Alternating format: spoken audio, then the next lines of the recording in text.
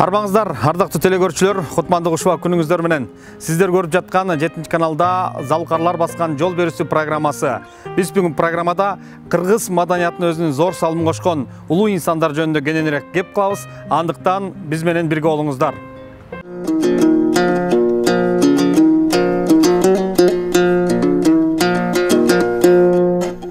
Адабият, музыкада, өнөрдө ат салышуу азаматтык жөрөлгө төрт журтуна түгөлүнөн таанылган агабызда Арбын экен көрөнгө деп бүгүн биз Залкарлар баскан жол берүүсүндө Кыргыз Республикасынын эл жазуучусу, балдар жазуучусу, көп китебин ошол кичинекей жаш муундарга арналган, балдарга арналган агабыз Сулайман Рыспаев агай менен бирге маек курабыз. Андыктан биз менен бирге болуңуздар. Кыргыз Республикасынын эл жазуучусу, педагог Тоголок Молда атындагы сыйлыктын ээси Рыспаев Сулайман Ош шаарында 1956 жылы туулган. Алгачкы мектеп босогосун 1963 жылы Токтогул районундагы Бирлик орто мектебинде аттанып, 1973 жылы аяктаган. Сулайман агай 1978 жылы СССРдин 50 жылдык атындагы Кыргыз мамлекеттик университетинин филология факультетин бүтүргөн. 1995 жылы педагогика илимдеринин кандидаты, 2000 жылы доцент. Ошол эле жылдан тартып кыргыз тил адабияты кафедрасында профессордун милдетин аткаруучу. 2006 жылы педагогика илимдеринин доктору илимий даражасын коргогон. Мектепте жүргөндө эле бир агайлар бар эле. Ошол агайлар дубал гезит чыгарчу да мектепте. Тентек балдарды, сабак келбеген балдарды, жакшы окуган балдарды кичине сындап, ыр жаздырып, макала жаздырып, анан дубал гезитти чыгарчубуз да. Анан ошондо мен ушу 3-чү класстарда эле жазчу экенмин да. Анан мектепте ыр жазган бала деп коюшчу. Анан пионер, комсомол, Гагарин баягы асманга учканын ошентип ыр жазып жүрүп, анан ушул 10-чы класска келгенде Турар Кожомбердиевдин Көлчүктөгү ай деген жакшы бир жыйнак чыккан, ошону алып окуп калдым. Ошол Көлчүктөгү ай деген китеп мени ушул чындыгында ушул балдар адабиятына мени жетелептир да, үйрөтүптүр. Анан ошол Турар Кожомбердиевдин ошол китебиндеги ырларын туурап көп ырлар жаздым балдардын.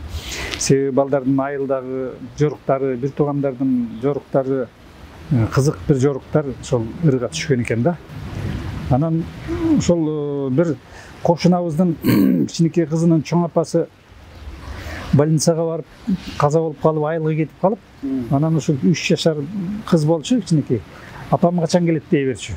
Анан айтышпаптыр да. Апасы, чоң апасы эмне болгон. Ошол апам качан келет деген аңгеме жазып, ошо баланын ички жан дүйнөсүнүн жанагындай апасына болгон, чоң апасына болгон тартылуусу, чоң апасы жөнүндөгү ойлогону ошолор. Анан ошондон баштап эле мен ушул балдар темасына ыкытап калыптырмын. Каарманыбыз 2002 жылы Ишеналы Арабаев атындагы Кыргыз мамлекеттик университетинин окумуштуулар кеңешинин чечимине ылайык кыргыз педагогика илиминдеги ийгиликтери жана алипе окуу комплекси үчүн Кыргызстандын тунгуч агартуучусу, алгачкы алипенин автору Ишеналы Арабаев атындагы сыйлыктын ээси болгон. Балдар адабияты боюнча корифейлер бар эле да. Ошолордун бири ушул Шүкүрбек Бейшеналиев болчу. Шүкө биз анда Шүкө деп койчубуз. Шүкө ал баягы эл аралык Андерсен сыйлыгынын ардак дипломун алып калган, дүйнөдөгү Айтматовдон кийин чыгармалары көп тилге которулган жазуучуларыбыздын бири да. даңазалы. Анан ошол киши кантип жолугам деп эле жүрсөм, бир күнү Эркиндик бульварынан жолугуп калды. Анткени Эркиндик бульвары бул далай залкар адамдарды бизге жолуктурган жер экен. Өзүнчөлөр айыл экен. Түгел Байсыдык Бекти ошол жерден көрдүк. Алтыконбаев ошол жерден көрүп калдык. Анан Шүкөмдү да ошол жерден көрсө, Жаштар союзунан чыгып, анан Московскага келип, анан үйүнө басып кетишкен Тоголок молда скверинин жанында болчу да. Анан ошол жерден эле биздин дагы мекеме ошол жерден түшкү дем алышта ошол тамак ичип алып, бульварда басып жүрсөм, анан Шүкөм келет. Анан жолугуп эле учурашып, сизге жолуга албай жүрдүм эле. Дедим, айт балам деди. Анан ушул балдар үчүн арналган китептерди жазып жүрүм, аңгеме жазып атам, жомок жазып атам десем, балам сен жакшы боло турбайсыңбы? Балдарга жазган киши жок азыр. Балдарга аңгеме жазган киши жок, жомок жазган киши жок. Жомогубуз жазылбай калды. Адайы жомок дегенди балдарыбыз окубай калды. Балам ушуну жаз деди. Анан китептерин көрөйүнбү деди. Анан макул десем, анан эми бир күнү үйгө кел деди. Анан үйүнө сквер, Тоголок молда скверинин жанында деди. Анан барсам, үйүндө экен. Анан үйүндөгү ошол отурган бөлмөсү экен, жазып отурган мындай китептин бар толтура, портреттер, келген сыйлыктар, ошонун баардыгы бөлмөдө музейде экен. Анан таң калып карап отуруп атсам, анан китептеримди ала келдим деди, бердим. 3 жыйнак, 4 жыйнак чыгарып алгам анда майда-майда. Анан көрүп эле, балам, бул китептериңди Тоголок молда сыйлыгына көрсөтө турган болуп калыпсың. Тоголок молда деген сыйлыгыбыз бар балдар жаатында деди. Анан алып калып эле бир күнү дагы чакырды. Анан барсам, мен Жаштар союзуна айтам, сени Тоголок молда сыйлыгына көрсөтөбүз. Мына мен эмнеге көтөрөм деп калды. Анан ошол убакта аңгычак деле каза болуп калбады акчы киши. Рыспаев Сулайман жаштайынан улуу залкар адамдар менен бир дасторкондо олтуруп, алардын ар бир кылган ишине суктанып, ошол улуу инсандардай эл керегине жараган мыкты инсан болууну кыялданчу. Бир кыялданып жашаган жылдар экен да, мектептеги жылдарымда. Şu 6-7 класста жүрөм. Анан мектепте химия, физика, тарых, география китептери колубузга алып китептерди. Аны окуй баштаганда эле ичинде улуу инсандардын сүрөттөрү, алардын өмүр баяндары. Анан ушул адам ким болду экен, каяктык болду экен, эмне кылды экен, качан жашап өттү экен дей берип, биз дей берчүмүз. Анан 1700-чү, 1800-чү, 1900-чү баланчанчы жылдар жашаган, анан баланча болуп дүйнөдөн кайткан, мындай болуп эмгектери бар десе эле, мен ошол адамдар бир таң калыштуу адамдар болор эле да. Кантип ошол адамдар адамзат эстеп жүрөт. Кантип ошол тарыхта калды. Кантип ошол илимде калды. Мисалы, баягы физикадагы Ньютондор мисалы. Географиядагы баягы Магелландар. Тарыхтагы баягы Наполеондор мисалы, же болбосо Вашингтондор. Мени өзгөчө ушулар таң калтырчу эле да. Мисалы, Вашингтон деген Американын борбор шаары болуп, кантип ошол адамды борбор шаар кылып атап алды. Эмне үчүн? Анан баягы өмүр баянын издесем, ошол кезде Американы көз карандысыздыгын сактап калган, эл ушул эл үчүн жанын берген, эл аны үчүн жанын берген адам экен.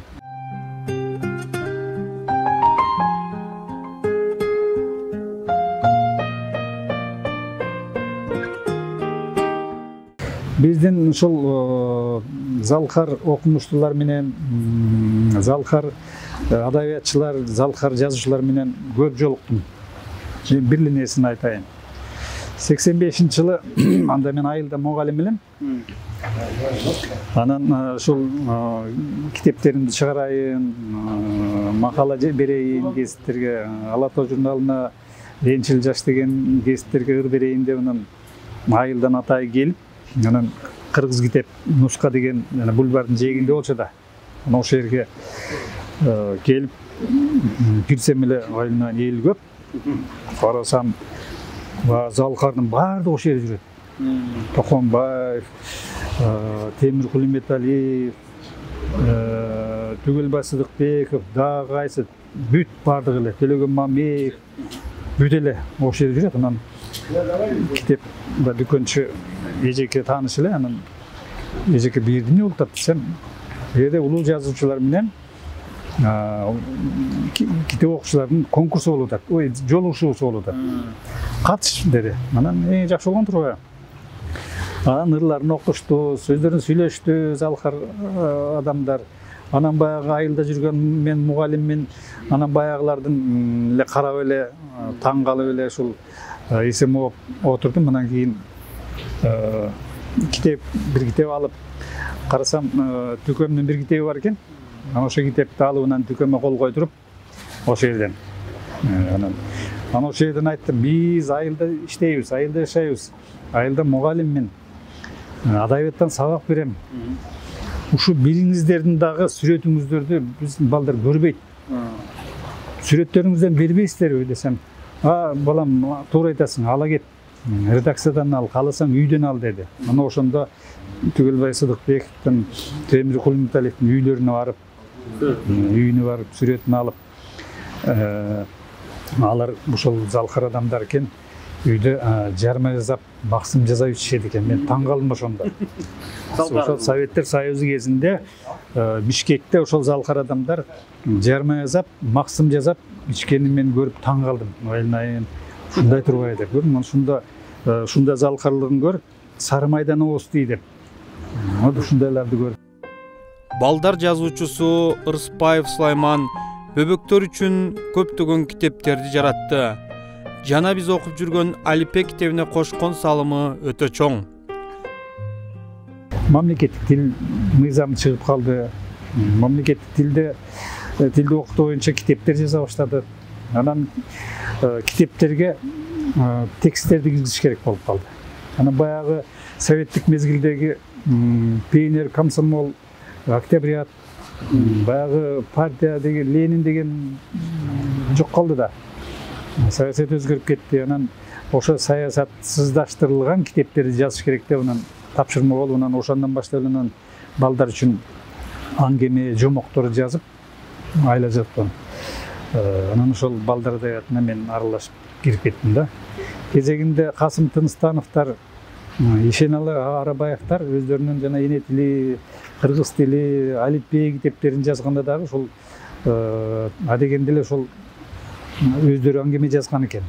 Элдик аңгемелерди, элдик жомокторду чогултуп, анан алгачкы кыргыздын проза жанрын дагы балдар адабиятын баштаган экен. Мен кийин изилдедим да.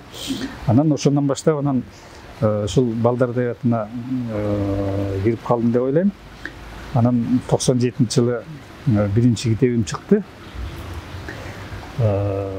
Жылмайып турган таш деген. Ал убакта мен бир канча китептеримди жыйнап койгом. Майда-майда жыйнак кылып эле.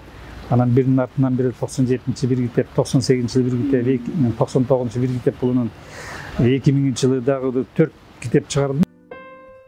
Агайдын ар бир кылган эмгеги текке кеткен жок. Анткени мамлекет тарабынан алдыңкы сыйлыктарга ээ болду. Бул өзү улуулардын бул үлгүсү, бул адамдын тарбиясындагы чоң үлгү. Мисалы, насаат айтып тарбияласа болот. Эскертип тарбияласа болот. Тилдеп тарбияласа болот. Үйрөтүп тарбияласа болот. Бирок бардыгынан ошолордун жеке үлгүсү бул чоң тарбия да. Жеке үлгүсү чоң тарбия. Бул кыргыздын элдик тарбиясында жана мен айткандай тарбиянын көп түрлөрүнүн ичинен жеке үлгүсү менен тарбиялоо бул чоң нерсе. Ошолордун басканы, турганы, мамилеси, сүйлөгөн сөзү, ошолордун мындай бараандуу эле элеси, бул баягы көргөн өскөнү кандай деген кыргыздын сонун сөзү бар да. Ошолордун чөйрөсүндө жүрүп эле ошол адамдай окшошуп жашайт экен да. Мисалы мен айылда Советтер Союзунун баягы толуп турган кезинде мен айылда иштеп жүрүп, ушул чөйрөгө аралашканга аябай куштар элем да. Ал убакта ушу Токтогулдун Саргамыш деген айылы тоонун арасындагы кичинекей эле айыл, 200 түтүн эл жашайбыз. Азыр деле ошондой. Күз болду, шаарга чыкмай жок. Жай болду, совхоздун жумушу болот. Мал. Шаарга барыш үчүн башкармадан уруксат алып, анан кийин машинеге отурушуң керек. Көрдүңбү? Мына ошондой кезде жашап калдым да. Ал убакта дүйнөлүк адабият деген укмуш эле. Бирок биздин айылда ал убакта радио дегенден башка телевизор деген жок. Гез журнал деген бир айда бир барат. Анан ошондой жерде Бишкекке умтулуу, Фрунзеге умтулуу деген бизди, мен ойлойм, ушул канча аракеттен дагы умтулуу бизди өстүрүп турду.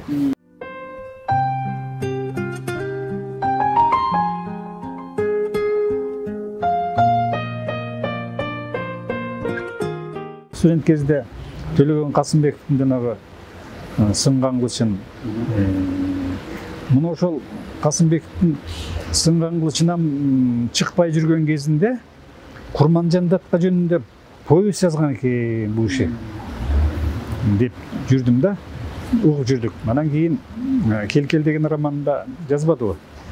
Анан мен ушу кишиге аябай 32 жашында сынган кылычты жазып, ушундай шуруудай тизип сөздү жазган адам менен бир кантип жолугам деп жүрдүм. Мен Бишкекте жолукмакпыз, бирок кандай бир шартта жолугуп сүйлөшүү башка да. Анан кошунам, мен ага өргөдө турам. Анан кошунам айтып калды, кызым турмушка чыгып атат, куда келет. Мен кудам, билесиң кудамды. Кудамдын жанында отурасың деп, анан кудаңыз ким экенин билбейм десем, төкөм да деп койду. Анан төкө ким болду экен? Төлөгөн Касымбекпи? Ошол киши менен куда болдуңузбу? Куда болдум. Мен кызымдын кайнатасы. Анан болду деп, анан Валтер деп, анан кийин ушундай Төлөгөн Касымбеков келет деп аябай башкача маанайда күтүп алдык. Анан келип калды.